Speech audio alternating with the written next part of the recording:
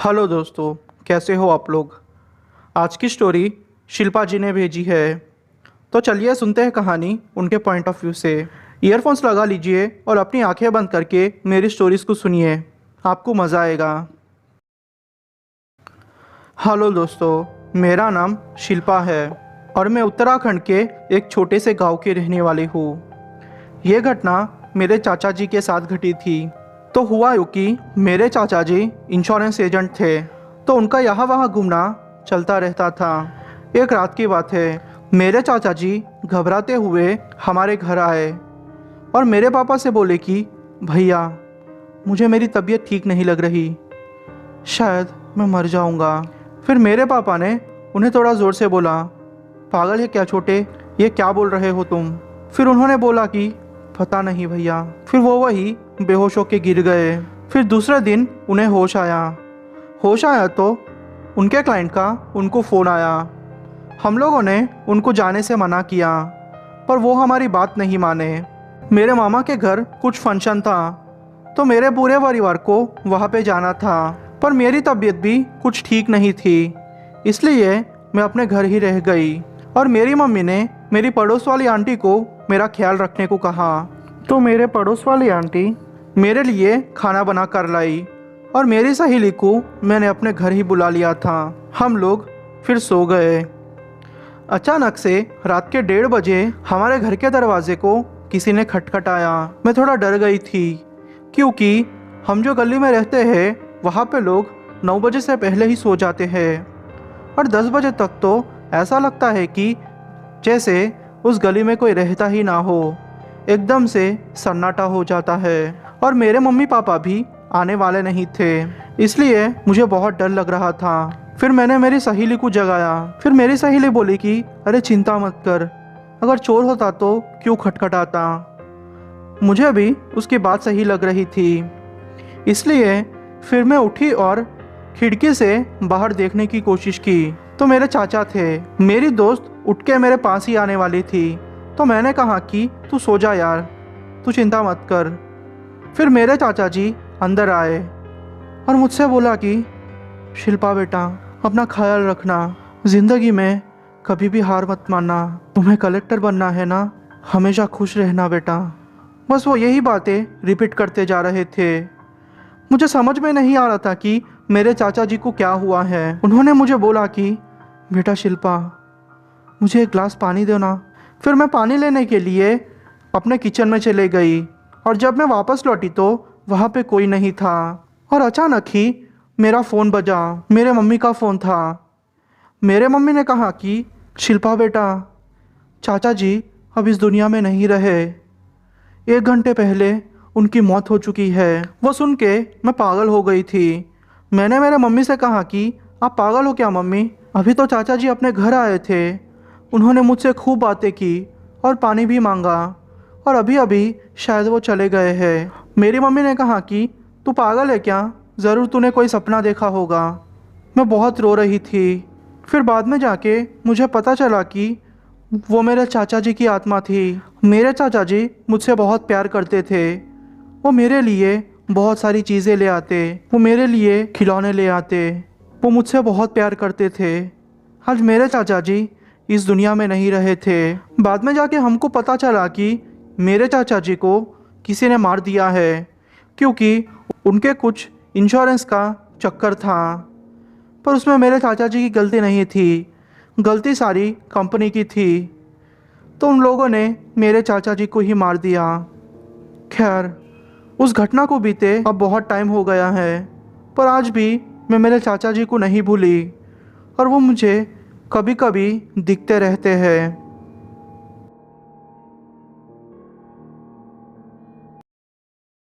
Hello दोस्तों, मेरा नाम अविनाश है और मैं महाराष्ट्र के एक छोटे से गांव का रहने वाला हूँ। यह घटना मेरे साथ 2003 में घटी थी। हुआ यूँ कि मुझे किसी काम से दूसरे शहर जाना था। मेरा हाथ टूट चुका था और मेरी पत्नी भी छोटा सा बिजनेस करती है, उसको भी दूसरे शहर से कुछ सामान लेने जाना था।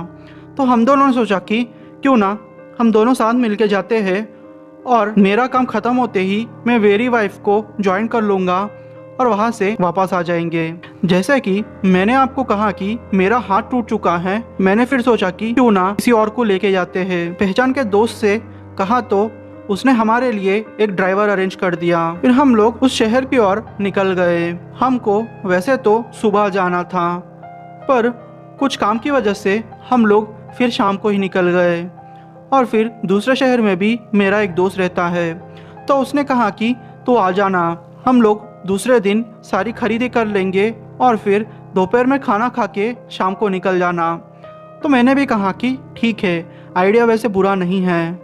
हम लोग फिर वहाँ से निकल गए। ड्राइवर बहुत अच्छे से गाड़ी चला रहा था। मेरी गाड़ी मुझे प्यारी थी, जैसे मैं चलाता था वो ड्राइवर भी गाड़ी वैसे ही चला रहा था। मेरी पत्नी पीछे बैठी थी और मैं थोड़ी देर के लिए आगे बैठ गया था। अचानक से गाड़ी का टायर पंचर हो गया था। पता नहीं चक्कर क्या था।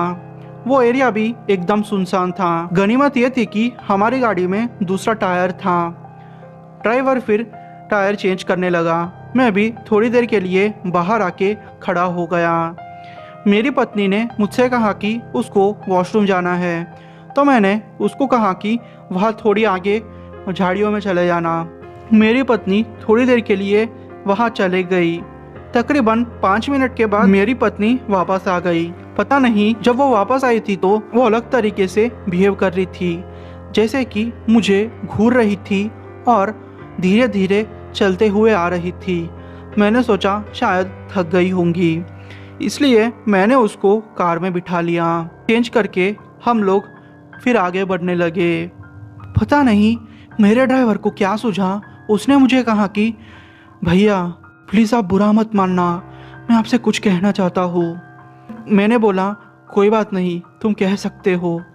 तो उसने बोला कि भैया भाभी जी की हालत ठीक नहीं लग रही, भाभी जी के साथ कुछ गड़बड़ है। मैंने कहा अरे भाई ऐसा कुछ भी नहीं है, शायद उसकी तबीयत ख़राब है इसलिए वो ऐसे बिहेव कर रही होगी।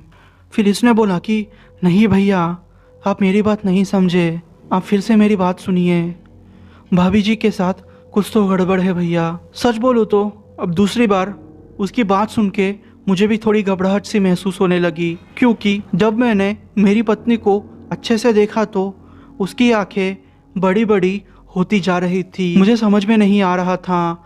मैंने फिर भी खुद को दिलासा देने की कोशिश की कि ऐसा कुछ भी नहीं हो सकता, सब कुछ नॉर्मल है। फिर गाड़ी थोड़ी आगे गई। तकरीबन 10-12 किलोमीटर का वो सुनसान रास्ता था। अचानक से एक गांव जैसा रास्ता आया। जैसे ही गांव का रास्ता आया मेरी पत्नी एकदम नॉर्मल हो गई और नॉर्मल बातें करने लगी। थोड़ा आगे बढ़ते ही तकरीबन 50 या 60 किलोमीटर वो शहर का रास्ता होगा, फिर से कोई सुनसान इलाका आ गया और अचानक मेरी पत्नी ज़ोर ज़ोर से हंसने लगी।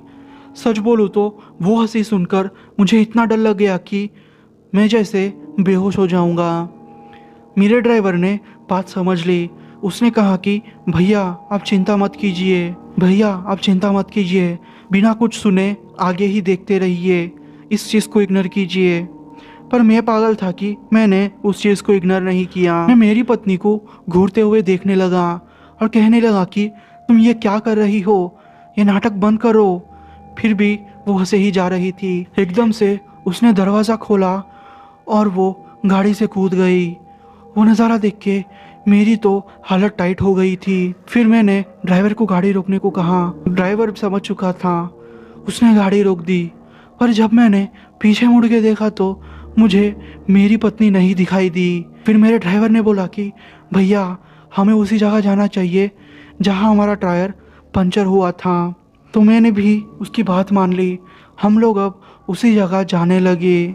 जब हम उस जगह जा रहे थे तो मुझे ऐसा महसूस हो रहा था कि हमारी गाड़ी के पीछे कोई है। जब मैंने शीशे से देखा तो मेरी वही पत्नी अब भागते हुए हमारे गाड़ी का पीछा कर रही थी।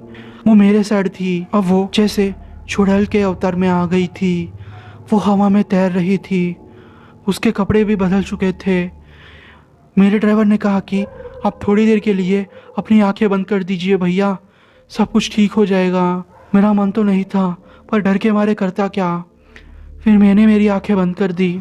पता नहीं उस ड्राइवर ने क्या क्या जोर से मंत्र पढ़े, पर थोड़ी देर के बाद सब कुछ शांत हो गया। थोड़ी देर के बाद हम लोग भी उसी जगह पहुंच गए। वहाँ जब मैंने अंदर झाड़ियों में जाके देखा तो मेरी पत्नी अधमरी सी पड़ी हुई थी। मैंने तुरंत ही उसको उठाया और हॉस्पिटल पहुंचाया। थोड़ी दिनों के बाद मेरी पत्नी डिस्चार्ज हो गई। फिर हम लोग हमारे गांव के एक बाबा के पास गए तो उस बाबा ने बताया कि वो कोई तुम्हारी पत्नी नहीं थी, वो एक चुड़ैल थी जो कि लोगों को ऐसे ही परेशान करती है और अपना भेष बदल कर सबको मार देती है। तुम्हारी किस्मत अच्छी है कि तुम बच गए, पर मुझे पता था कि ये मेरी किस्मत नहीं, ये सब कुछ मेरे ड्राइवर का कमाल था। अगर वो ना होता तो शायद मैं अभी जिंदा भी ना होता। बाबा ने फिर हम दोनों को तावीज़ दिया और कहा कि इस तावीज़ को पहने रखना, कभी भी गलती से मत उतारना, वरना तुम्हें पता है क्या हो सकता है तुम्हारे साथ। बाबा की सीरियस बात सुन के मैं समझ गया था कि कुछ तो गड़बड़ हो जाएगी, इसलिए आज तक मैंने उस तावीज़ को नहीं उतारा। उस घटना को घटे बहुत साल हो चुके हैं। मेरी पत्नी अभी एकदम ठीक है। एक दूसरी भी बात बाबा ने कही थी कि उस रास्ते से हम लोग फिर कभी ना जाए।